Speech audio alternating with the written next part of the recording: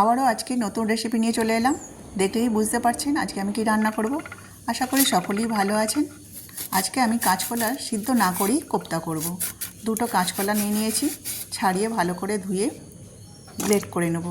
আজকে আমি গ্রেট করেই কাঁচকলার কোপ্তাটা করব। সিদ্ধ করেও করা যায়, কিন্তু আমি গ্রেট করেই করব। গ্রেট করে করলে টেস্টটা আরও বেশি হয়। আধ ঘন্টা আগে মসুর ডাল মুগের ডাল আমি ভিজিয়ে দিয়েছিলাম। হাফ কাপ মসুর ডাল নিয়েছিলাম, সব মিলিয়ে হাফ কাপ নিয়েছিলাম। এর মধ্যে আদা রসুন কাঁচা লঙ্কা দিয়ে পেস্টটা করে নেব।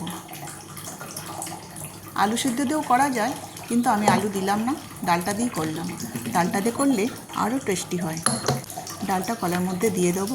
এর মধ্যে কিছু মশলাও দিয়ে দেবো, হলুদ গুঁড়ো, লঙ্কা গুঁড়ো, পরিমাণ মতো লবণ, ওই একটু কুচানো পেঁয়াজ, সব কিছু ভালো করে মিলিয়ে নেব। শেষে আমি একটু বেসনও দিয়েছিলাম। এইভাবে করে কোপ্তা করলে টেস্টটা কিন্তু আরও সুন্দর হয়। আপনারা এইভাবে করে একবার দেখবেন কতটা সুন্দর খেতে। কোপ্তাগুলো ভাজার পরে কিন্তু এমনিই খাওয়া যায়। এই কোপ্তাগুলো আমি গোল গোল আকারে এবার ভেজে নেব।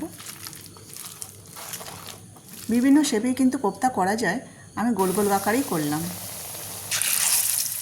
ভালো লাগলে ভিডিওটি লাইক করবেন ও সাবস্ক্রাইব করে পাশে থাকবেন। সব কোপ্তা আমার ভাজা হয়ে গেছে। এবার তেলে ফোড়ন দিয়ে দিলাম, পেঁয়াজ ভালো করে কষিয়ে নেব।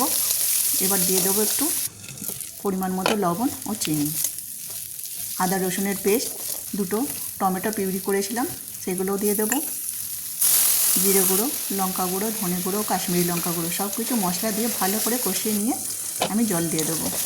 পরিমাণ মতো জলটা দিয়ে দিলাম। জল ফুটে উঠলে কোপ্তাগুলো এক এক করে দিয়ে দেবো।